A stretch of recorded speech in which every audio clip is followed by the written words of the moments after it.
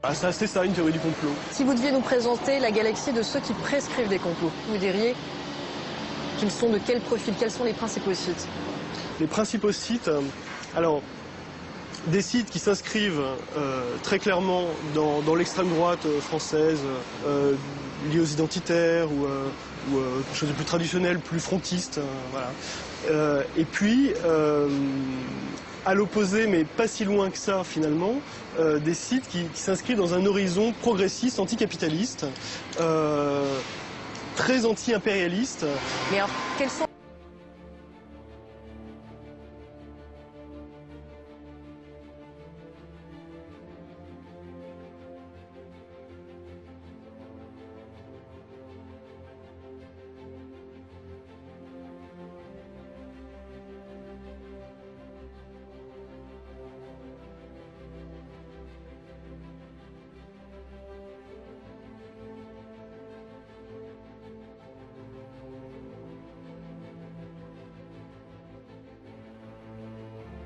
Je suis en retard.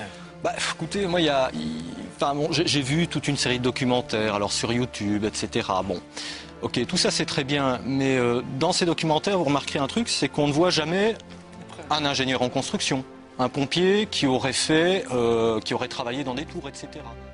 Un pompier qui aurait travaillé dans des tours, etc. On 9/11, New York City lost 343 firefighters at the World Trade Center.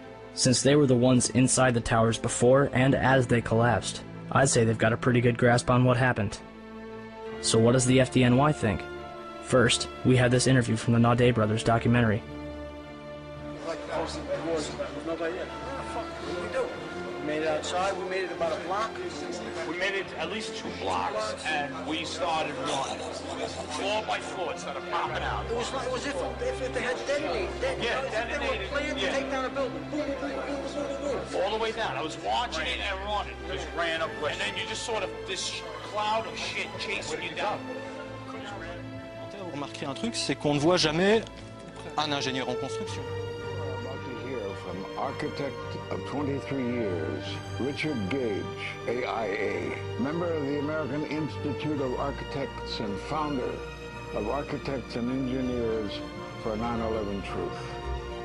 Now there are more than 1,500 architects and engineers who say that it could not have been brought down by office fire. Loose Change.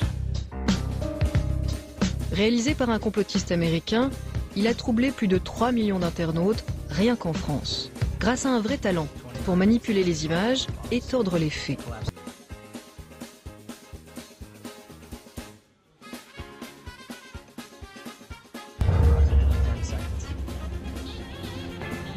À 17h20, le WTC-7, un immeuble de bureaux de 47 étages, situé à une centaine de mètres des Twin Towers, tombe à son tour. Comme lorsque le film prétend qu'une 3e tour, la tour 7, n'a pas pu s'effondrer à cause de l'incendie déclenché par l'attentat. Alors que tous les bâtiments voisins sont intacts, le WT-7 s'effondre bien proprement en 6 secondes.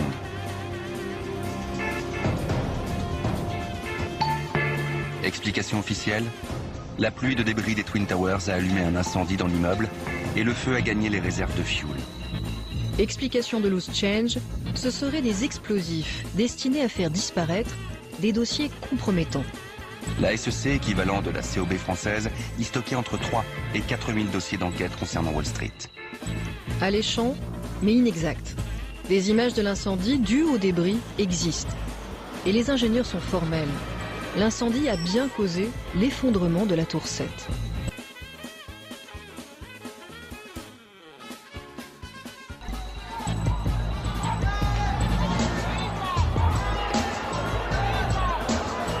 Elle a été calculée pour une tenue au feu de 2 à 3 heures maximum. Et les incendies ont duré 7 heures. Donc il n'y a rien d'extraordinaire, parce qu'une tour qui est calculée pour 3 heures s'effondre au bout de 7.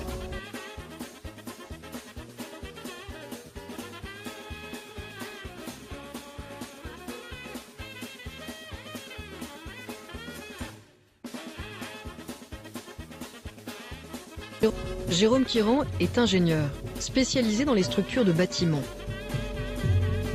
Sur son site, il démonte point par point les ficelles de loose change.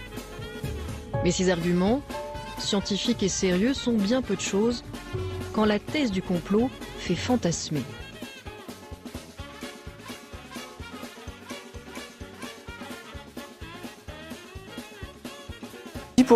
De sa Donc résistance. l'effondrement vient de l'incendie. Alors, vient de l'incendie, d'une part, et surtout que, bien sûr, quand on conçoit de telles tours avec un matériau qui est aussi peu résistant vis-à-vis du feu, on prévoit des protections. Il faut bien imaginer que quand les avions ont le kérosène a explosé, les protections, elles ont volé, et en particulier tout ce qui est flocage, qui recouvrait tous les poutres treillis que l'on voit là, qui étaient juste en dessous des planchers. Donc tout ce flocage, bien sûr, a dégagé. Les planchers étaient accrochés, on le voit, sur des platines en métallique qui étaient soudées sur les poteaux là extérieurs. Et bon, l'effondrement lui-même, bon, maintenant. Vous paraît totalement logique et établi. Les rapports ne laissent plus aucun. Vous savez doute, qu'ils vont. quoi. Non, mais il est normal que s'ils regardent cette émission, ils vont vous répondre après en disant oui, Jérôme Quinan, moi, Jean-Marie Bigard, je vais l'affronter, je vais lui demander. Mais vous vous y attendez quand même. Il n'y a aucun scientifique qui un jour publié un article ou une communication dans un congrès international qui soutient ça. Un scientifique qui un jour publié un article ou une communication dans un congrès international qui soutient ça.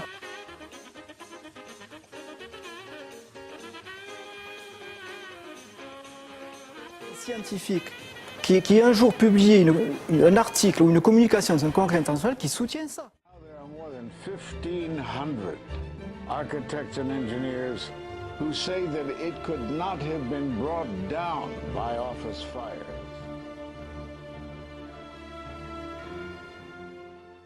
C'est impossible. Jérôme, les petites explosions qu'on voit et qui ont été cernées justement sur la vidéo qu'on vient de voir, qui ont été cernées en rouge. Bon, ça c'est lié à l'effondrement. Il faut bien comprendre. Je crois qu'il faut faire la distinction entre l'amorce de l'effondrement que l'on peut expliquer et puis l'effondrement en lui-même. On le voit, c'est un gros, excusez-moi le terme, c'est un gros bordel quoi, hein, avec des poutres qui volent dans tous les sens. Ces explosions que l'on voit, c'est pas des explosions, c'est juste de l'air qui est mis en surpression parce que vous avez les planchers qui tombent les uns sur les autres. Alors c'est la fameuse théorie du pancake. Et en fait, la tour, on l'a vu sur l'image, qui était en fait vide. Il y avait beaucoup d'air à l'intérieur. Il fallait que cet air s'échappe.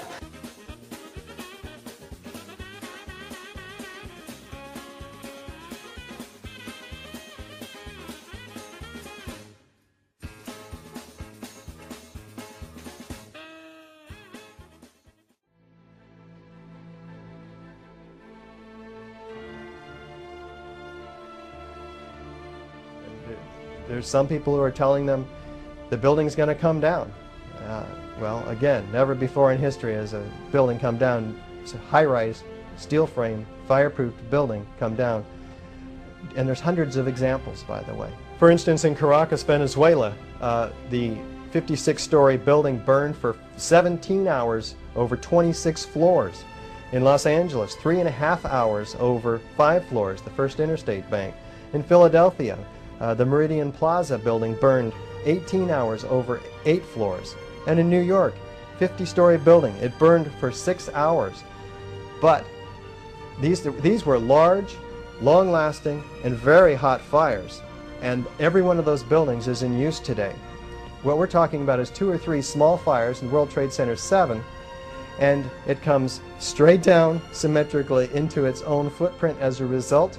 We don't think so. This is why we demand a new investigation of Congress with subpoena power. The gravitational kinetic energy available in the collapse of the 2 twin towers, for instance, has to account for one, the crushing of 80,000 tons of intact structural steel beneath it. 2, the production of molten metal, which we've talked about, tons of it. 3, the pulverization of concrete to a fine powder ranging from 10 to 100 microns in size, and some gravel. 4, the expansion of the pyroclastic dust clouds to 10 times the volume of the building. Now the 100,000 kilowatt hour available gravitational potential in each tower cannot account for even one of these, let alone all 3.